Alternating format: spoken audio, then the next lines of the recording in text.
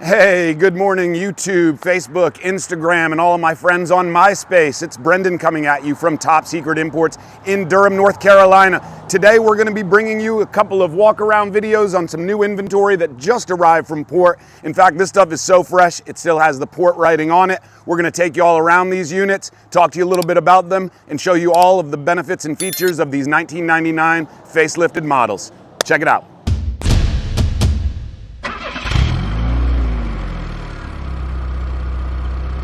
All right, so next up for today, we're gonna show you around this little 6th gen 1999 Subaru Sambar. Now this unit is also fresh from port through our export partner, Trademaster Company Limited in Japan.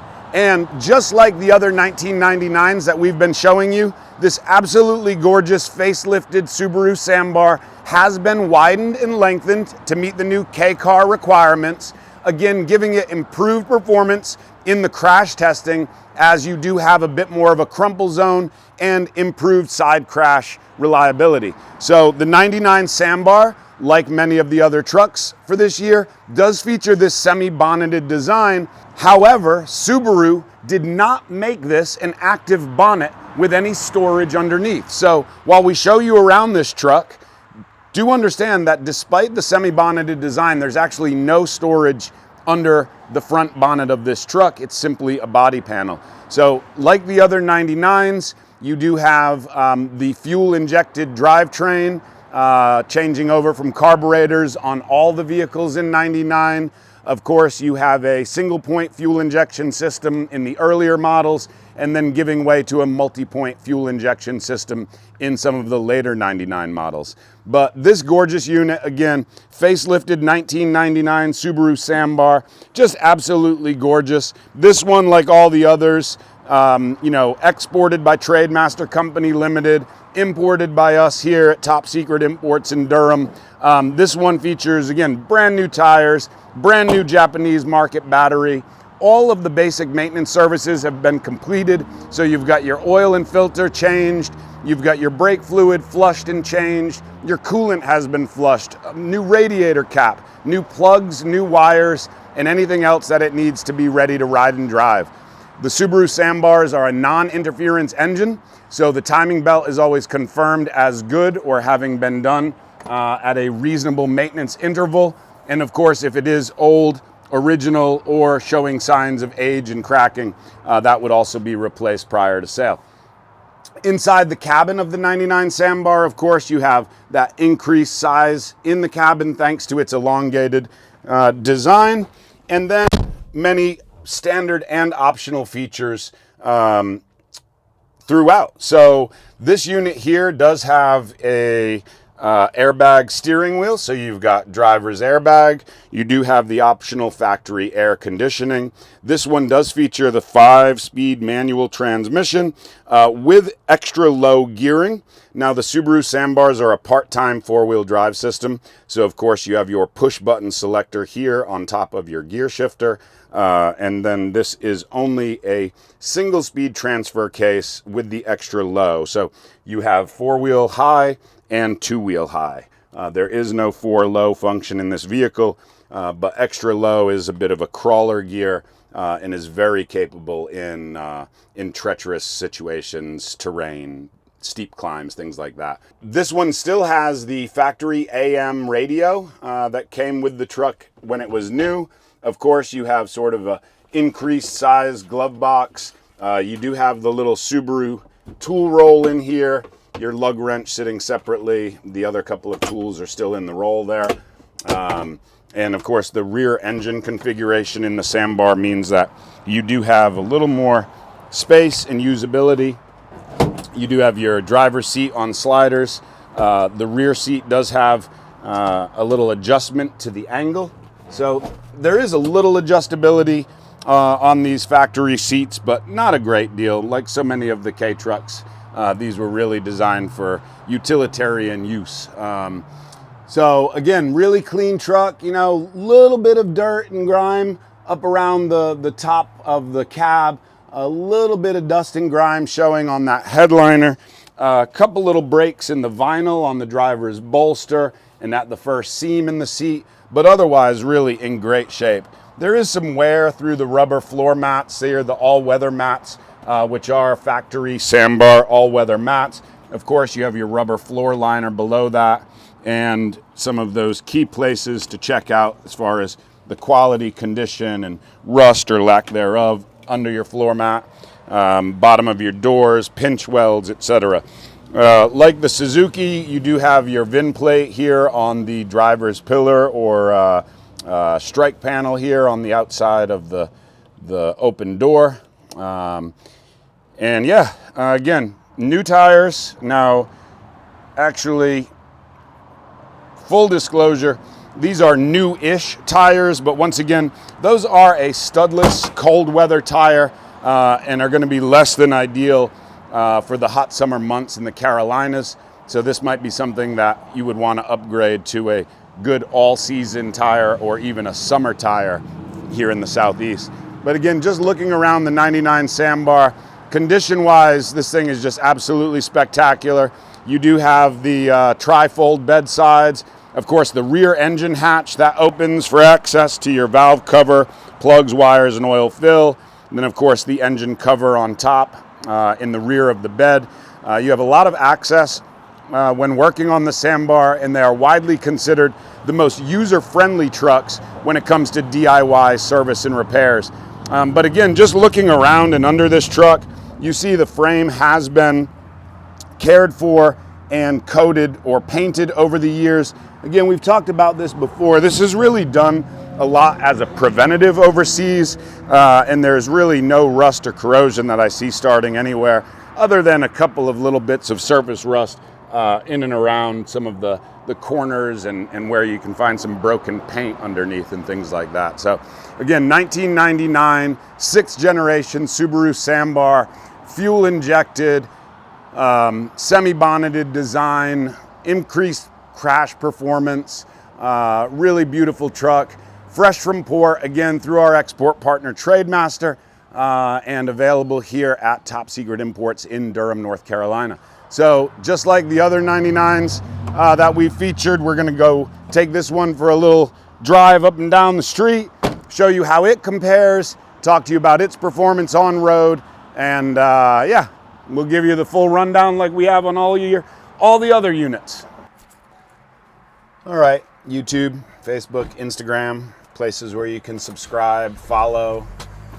My MySpace is hopping. That's a place to message us and hang out and add me to your whatever list that was back in the day.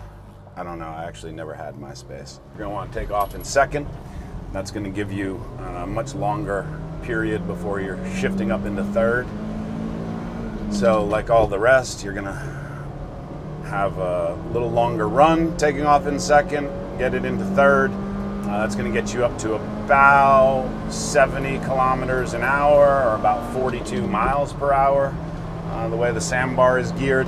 This one, like the Hondas, has the little tick marks on the speedometer to let you know when to exit first, second, and third gear, and then it gives way to your own judgment for fourth and fifth. So I'm going about 90 kilometers an hour down the road. I forgot my support vehicle needs to be in the lane next to me. I think we're going to get a couple rollers on this guy as well. But here we are approaching that first light up the hill from our shop. And we're just going to get in line to take off, head down this little stretch of highway. Again, we just like taking you along for the ride as we run it through the gears, kind of show you its on-road capabilities. So here we are heading uphill at a stoplight, right? So your natural inclination would, of course, be to go to first gear when taking off. But in the K-trucks, you're definitely able to take off in second gear, even if you are on a little hill, as I'm about to illustrate. All right, so taking off up a hill, second gear.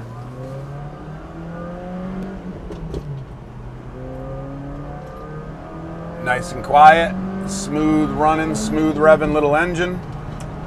We're downshifting or upshifting into fourth rather as we come up on about 70 kilometers an hour again. as I approach 90 or 55 miles an hour, I run right up on traffic that's going now about 15 miles per hour under the speed limit here. And they are continuing to slow down.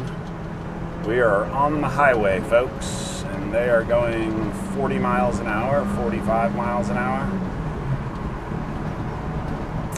All right, here we are coming up on 55 miles per hour.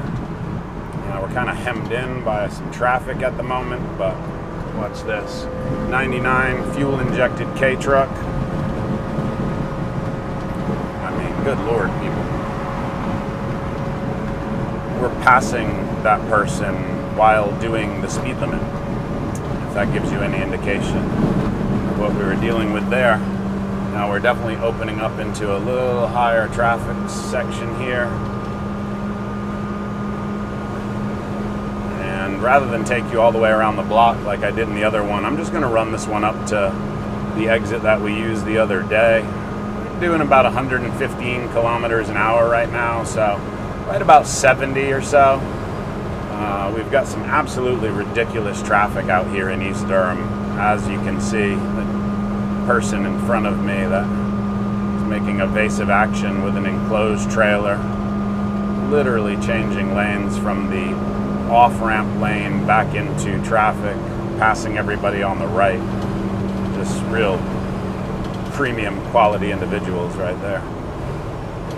Let's jeopardize everybody else on the road to make up about 0.3 of a second. Fancy themselves, I guess, Randy Popst in their 20-year-old Silverado and enclosed trailer. All right, so again, just giving you a little rip in the 99 Subaru Sambar.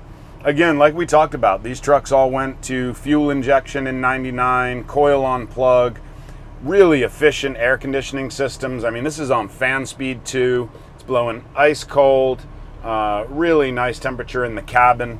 It is not quite 147 degrees out here today like it was last week when we filmed. It's only like 113.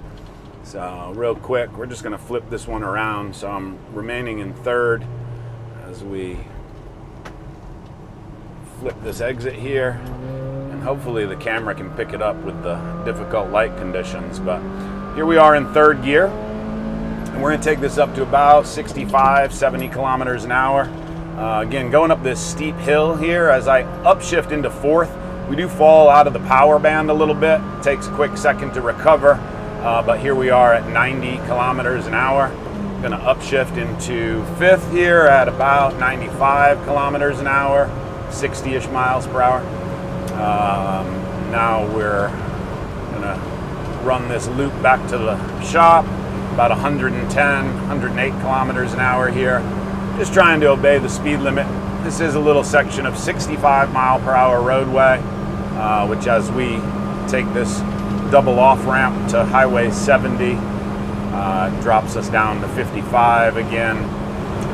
We'll just kind of run this loop. I think one of my windows is open just a hair, so there might be some wind noise on this video. We've got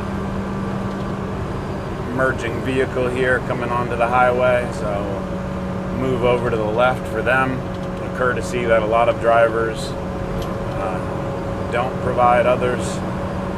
Another PSA out there to all the people who drive every day, which is pretty much everyone in the United States. Like, courtesy is contagious, as the billboard says, right? So it's really, you know, moving over if you're slowing up traffic in the left lane.